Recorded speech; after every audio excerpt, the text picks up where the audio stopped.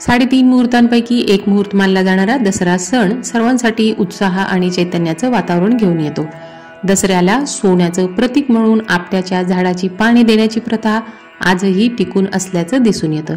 या सणाला धन, ज्ञान व भक्तीची पूजा केली जाते आणि त्याचंच प्रतीक म्हणून पाटी, पुस्तके, सरस्वतीचं प्रतिकात्मक चिन्ह आणि शस्त्रांचं पूजन केलं जातं। धनसंपदा म्हणजे महालक्ष्मी, शक्ती म्हणजे महाकाली व ज्ञान संपदा म्हणजे महासरस्वती या 3 शक्ती देवतांचे स्मरण दसऱ्याला केलं जातं। याचबरोबर पांडवांनी अज्ञातवास संपदाच शक्तीपूजन करून शमीच्या झाडाखाली शस्त्रे परत घेतली म्हणून शस्त्रांचंही पूजन केलं जातं। यंदा दसरा 12 ऑक्टोबर शनिवार रोजी साजरा केला जाणार आहे। हिंदू पंचांगानुसार अश्विन महिन्यातील शुक्ल पक्षातील दशमी तिथी 12 ऑक्टोबर रोजी सकाळी 11 वाजता सुरू होणार आणि 13 ऑक्टोबर रविवार रोजी सकाळी 9:08 समाप्त होणार आहे। नवमी तिथी शनिवारी 11 पर्यंत संपेल, तर नवमीला केल्या जाणाऱ्या ज्या विधी आहेत ते तुम्ही शनिवारी सकाळी 11 पर्यंत उरकून घ्या व त्यानंतर तुम्हाला दसऱ्याची पूजा करायची आहे। दसरा पूजेसाठी तसं तर संपूर्ण दिवसच शुभ मानला जातो, पण त्यातल्या त्यात जर शुभ मुहूर्ताबद्दल सांगायचं असेल तर या वेळेत तुम्ही दसऱ्याची पूजा करू शकता। आता असंही म्हणतात की दसऱ्याला मांसाहार करावा का? हा अध्यात्मापेक्षा जास्त श्रद्धा आणि भक्तीचा प्रश्न आहे। मला माझ्या एका व्हिडिओमध्ये एका ताईंनी प्रश्न केला होता की ताई दसऱ्याच्या दिवशी मांसाहार केलं तर चालतं का? तर हे पहा, धर्मशास्त्रात काही दिवस पवित्र मानले जातात। 3.5 मुहूर्तांपैकी एक मुहूर्त मानला जाणारा दसरा सणही आध्यात्मिक दृष्टिकोनातून पवित्रच आहे, पण काही ठिकाणी देवीला बोकड कापलं जातं म्हणजे बोकडाची बळी दिली जाते आणि काही देवांना कोंबड्याचा बळी सुद्धा दिला जातो। वैदिक काळात मांसाहारावर नियंत्रण राहावे यासाठी तो यज्ञापुरता मर्यादित करण्यात आला होता।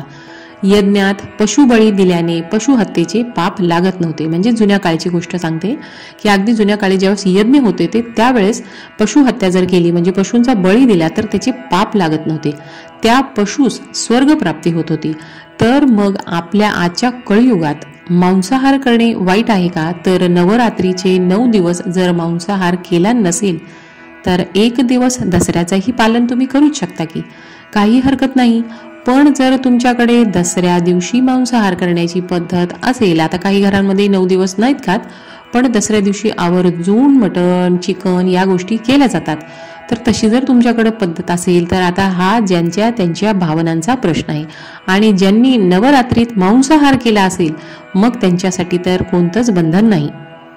आता तुम्हाला पूजेचे शुभ मुहूर्ताबद्दल सांगते। तर यावर्षी अष्टमी, नवमी एक दिवस पुढे गेल्यामुळे तुम्हाला 12 तारीख शनिवार रोजी संपूर्ण दिवस शुभ आहे। 11 पर्यंत तुम्ही नवमीची पूजा तुमच्या ज्या काही विधी आहेत ते करून घ्या आणि 12 तारखेला तुम्हाला दसऱ्याची पूजा जर करायची असेल तर 11 नंतर शुभ दिवस आहे आणि त्यातल्या त्यात तुम्हाला शुभ मुहूर्तावरच पूजा करायची असेल तर शुभ मुहूर्त दुपारी 1:17 पासून दुपारी 3:35 पर्यंतचा असणार आहे।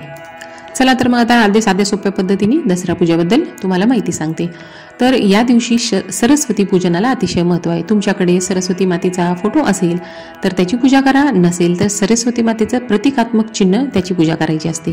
तर तुम्ही पाटीवरती खडूने एका प्लेन पेपरवरती तुम्ही लाल शाईने सरस्वतीचं प्रतिकात्मक चिन्ह काढून ते एका रजिस्टरच्या पुष्ट्यावरती चिकटवून त्याची सुद्धा पूजा करू शकता। सोबतच तुम्हाला सांगते की तुमचं जर देवघर मोठं असेल तर तुम्ही तिथेच छोटीशी पूजा मांडणी करून पूजा करू शकता। माझं देवघर माझ्या व्हिडिओमध्ये तुम्ही पाहिलं असेल लहान आहे, त्याच्यामुळे मला बाजूला पाट किंवा चौरंग मांडून अशी पूजा मांडणी करावी लागते। तर पाटावरती तुम्ही पिवळं किंवा पांढऱ्या रंगाचं वस्त्र अंथरून घ्या आणि त्याच्यावर तुम्हाला प्रथम कलश मांडणी करायची। आता कलशाबद्दल सांगते की तुमच्या देवघरामध्ये जर कलश असेल तर इथे तुम्हाला दुसरा कलश मांडण्याची गरज नाही। त्याच कलशाला तुम्ही स्वच्छ धुवून घ्या, त्याच्यावरती स्वस्तिकारा पाणी पिण्याचं पाणी घाला स्वच्छ आणि त्याच्यामध्ये हळदी कुंकू अक्षता ठेवून त्याच्यावरती 5 पाने ठेवून आंब्याची पाने ठेवा आणि त्याच्यावरती नारळ शेंडीवर करून तुम्हाला नारळ ठेवायचा आहे आणि तांदळाच्या राशीवरती तुम्हाला कलशाची मांडणी करायची आहे। आता पूजेसाठी तुम्हाला गणपती बाप्पाची स्थापना करायची आहे, तर एक सुपारी घ्या, गणपती बाप्पाचे स्वरूप म्हणून त्या सुपारीला तुम्ही मांडणी करा।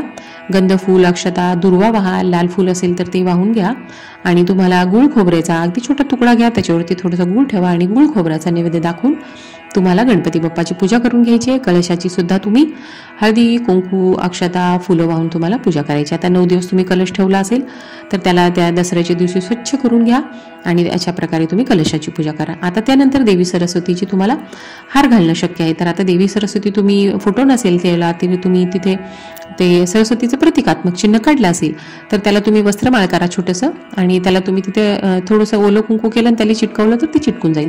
असं तुम्ही कापसाचे वस्त्रमाळ करून त्या देवीला किंवा तुमच्या सरस्वतीचं प्रतिकात्मक चिन्ह काढलं असेल तर ते सुद्धा गंध अक्षता फुलं वाहून धूप दीप ओवाळून तुम्हाला पूजा करायची आहे. आता त्यानंतर या दिवशी पूजेला ज्या गोष्टींची पूजा करणं महत्त्वाचं आहे तर ते आपल्याला आपले अस्त्र शस्त्र आणि ज्ञानवर्धक पुस्तकं तर ग्रंथ आपले जे ग्रंथ असतात आपल्या घरामध्ये तुमच्याकडे नवनाथ असेल, गुरुचरित्राचं असेल, स्वामीचरित्र तुमच्याकडे असेल, सत्यनारायणची पोथी ज्या पोथी आहेत तुमच्या त्या पोथी तिथे ठेवा. मुलांची पुस्तकं आता सगळी पुस्तकं तर आपण मांडू शकत नाही तर त्यातल्या त्यात जे मुलांना विषय अवघड जातो त्या विषयाचे आता गणित मुलांना इंग्लिश विषय अवघड जातो तर त्या पुस्तकांची तुम्ही मुलांकडून जर पूजा करून घेतली आणि मुलांनाही एक थोडंसं बरं वाटतं की आपला हा विषय अवघड जातं आपण इथे ठेवून पूजा मांडणी केली तर आपल्याला हा विषय तो पुढे अभ्यासात सोपा जाईल तर अशी त्यांची थोडी एक मनस्थिती तयार होती. तर त्यांच्याकडून तुम्ही छान तिथे ठेवा.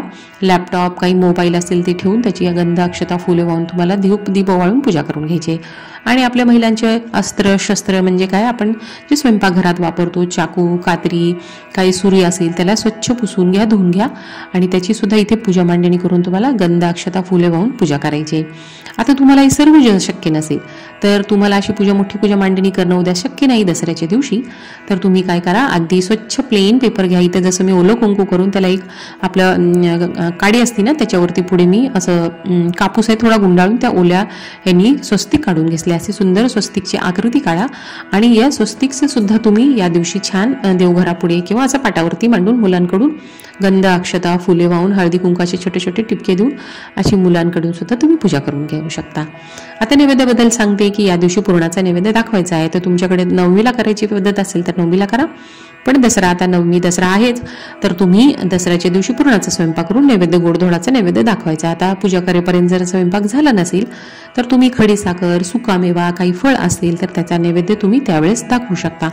आणि आता महत्त्वाचं की या दिवशी मुलांकडून तुम्हाला इथे पूजा करून घ्यायची आहे त्यांची वही पुस्तक पाटी पेन्सिलची आणि तिथे बसून तुम्ही जर सरस्वती वंदना त्यांना म्हणायला लावली तर खूप छान होईल.